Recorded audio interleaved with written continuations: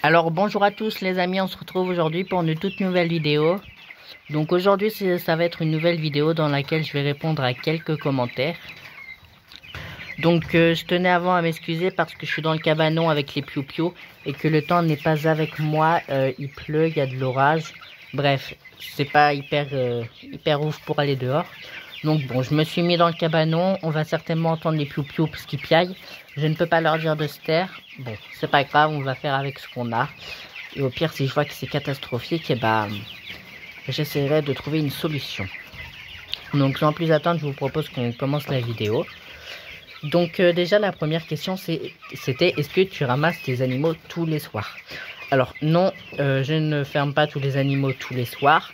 Il y a juste un parquet de Brahma qui est enfermé parce que je vais sortir là, parce que je vais vous montrer. Les Brahma saumonés sont fermés la nuit parce que leur parc est situé près d'un champ qui n'est pas entretenu. Donc là, vous voyez, les saumonés ils sont là-bas, donc près de la cabane. Et du coup, il y a le champ derrière qui n'est absolument pas entretenu puisque l'éleveur en question a fait faillite. Donc pour éviter que les saumonés se fassent manger, on les ferme tous les soirs et on les ouvre tous les matins. Enfin plutôt mon frère les ferme tous les soirs et les ouvre tous les matins. Autrement, là vous voyez, il y a la volière. Donc tous les parcs qui sont devant la volière, eux ne sont pas ramassés puisqu'ils ne craignent rien. Car il y a les chiens qui sont ouvertes la nuit, donc dès qu'elles entendent un bruit, automatiquement elles vont aller voir, donc ça ne craint rien. Elles défendent très bien la maison, elles défendent très bien les volailles aussi. Donc voilà, même les oies qui sont dans un terrain de 1 hectare savent très bien se défendre entre elles et protéger la maison en question. Même les ânes, elles défendent vraiment leur partie. Donc il n'y a aucun souci, excusez-moi. Les seuls prédateurs que nous on a, c'est les renards et les rats. Ça nous est déjà arrivé une année de perdre vraiment la totalité de nos volailles. Donc après c'était pas grave puisque c'était le début on débutait l'élevage. Enfin mon frère débutait l'élevage. Donc c'était pas dramatique, mais c'était... Enfin voilà quoi. Il a quand même perdu des volailles. Voilà, donc maintenant, aujourd'hui, on fait très attention étant donné qu'il y a un champ qui n'est absolument plus entretenu. Donc on fait vraiment très attention. Mais voilà. Donc après, le deuxième commentaire, c'était une personne qui voulait tout savoir de la Brahma. Donc je vous le rappelle, je ne suis pas professionnel des Brahmas, c'est mon frère qui élève les Brahmas. Donc je vais faire selon mes connaissances et s'il voit... en regardant la vidéo que j'ai oublié quelques trucs, et il me redira.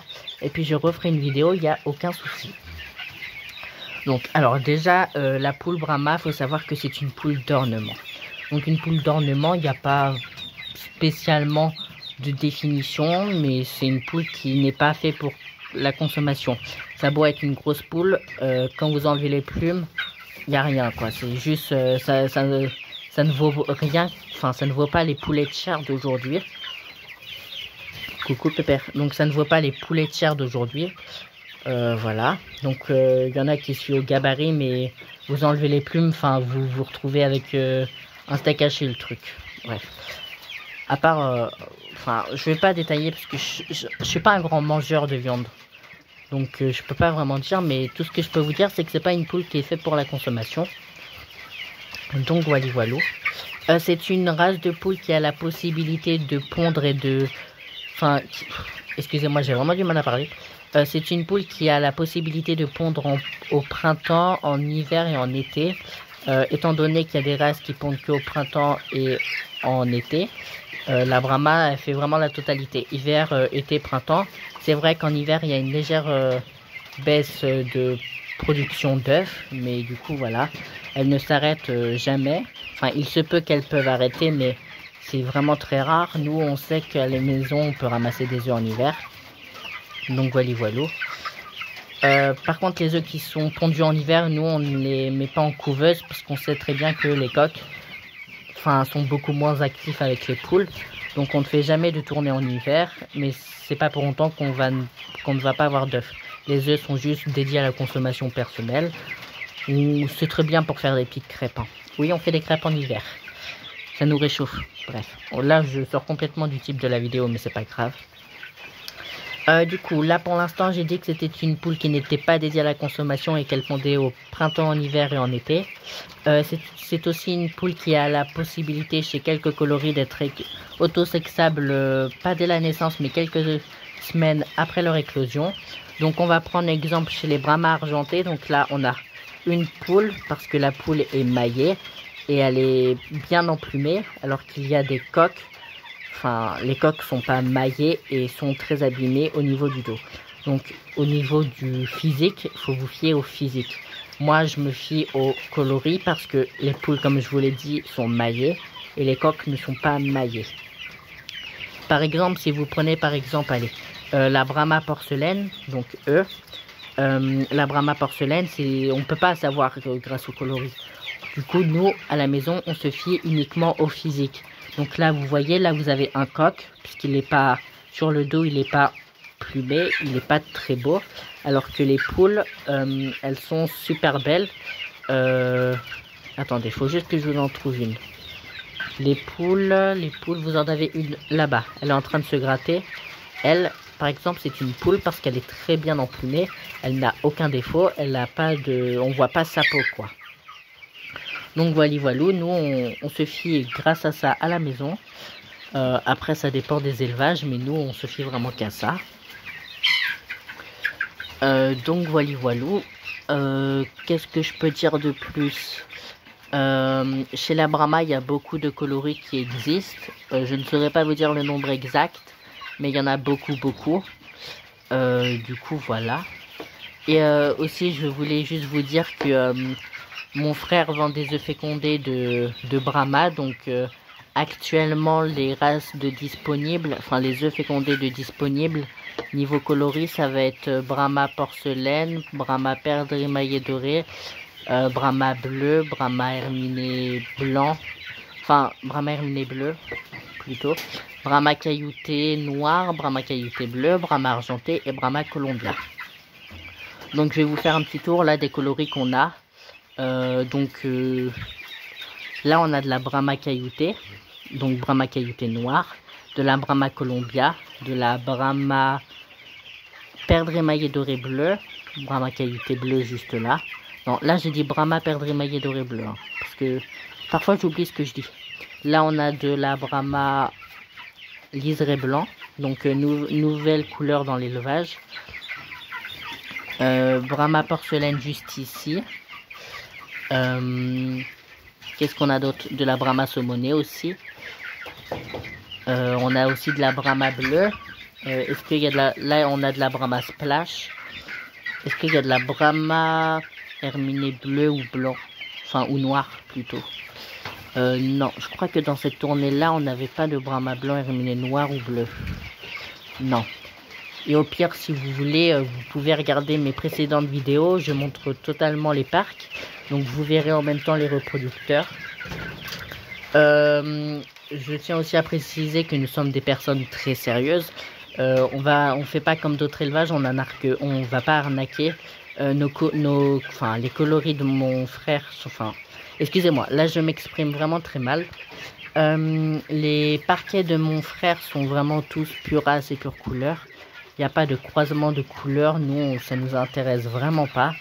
Donc voilà, n'hésitez pas à aller faire un petit tour sur quelques vidéos pour voir un peu les reproducteurs si vous êtes intéressé par les œufs fécondés. N'oubliez pas que les œufs fécondés, le prix est souvent lié au niveau de la rareté du coloris. Donc après, il va falloir vous renseigner au niveau de mon frère. Ou n'hésitez pas à aller sur mon compte Instagram, me laisser un petit message. Donc l'élevage de Juju ou l'élevage de Nico pour le compte de mon frère. Tous les comptes seront mis sur... Enfin, pas sûr, mais en description. Donc, ce sont des comptes Instagram. Donc, voilà. Donc, n'hésitez pas à aller checker la description pour voir le profil d'Instagram de mon frère. Donc, voilà. Je pense que j'ai plus fait de la pub pour mon frère que raconter des bobards sur la Brahma. Que dire de plus sur la Brahma? Alors, faisons un petit point de ce que j'ai dit. Alors, j'ai dit que c'était une race qui était autosexable sur certains coloris. Qu'est-ce qu'elle me fait la poule là? Oh, elle doit se gratter. Bref, je disais donc que chez certains coloris, ça pouvait être autosexable. Autrement, se fier au physique. Donc je vous rappelle, poule bien emplumée et coq pas très beau. Manque de plumes, notamment sur le dos. Que c'était une poule qui pondait en hiver, en été et au printemps. Même en automne. Que c'était pas une race de poule pour la consommation. Je pense avoir fait le tour pour moi. Après, n'hésitez pas pour les connaisseurs de Brahma à rajouter quelques trucs en commentaire. Et au pire, comme je vous l'ai dit en début de vidéo, si je vois que, si mon frère voit qu'il manque quelques informations, il me le dira. Et je referai une petite vidéo en détaillant beaucoup plus. Du coup, voilà. Donc c'est la fin de la vidéo. Donc j'espère que j'aurai permis à certaines personnes de mieux comprendre la Brahma. De pousser ces personnes-là à faire de la Brahma. Du coup voilà, donc je tenais aussi à m'excuser avant de se quitter parce que j'ai un peu du mal à parler, je vous avoue. Le français et moi on n'est pas très copains, mais bon après on a tous des défauts, on s'accepte comme on est. Mais voilà, donc j'espère que j'aurai été compréhensible pour ces personnes-là. Donc voilà, donc si vous avez aimé la vidéo, je vous invite à la liker, à commenter et à vous abonner pour me soutenir et suivre mon évolution. Et moi je vais vous dire ciao pour une prochaine vidéo. Ciao, c'était l'élevage de Juju.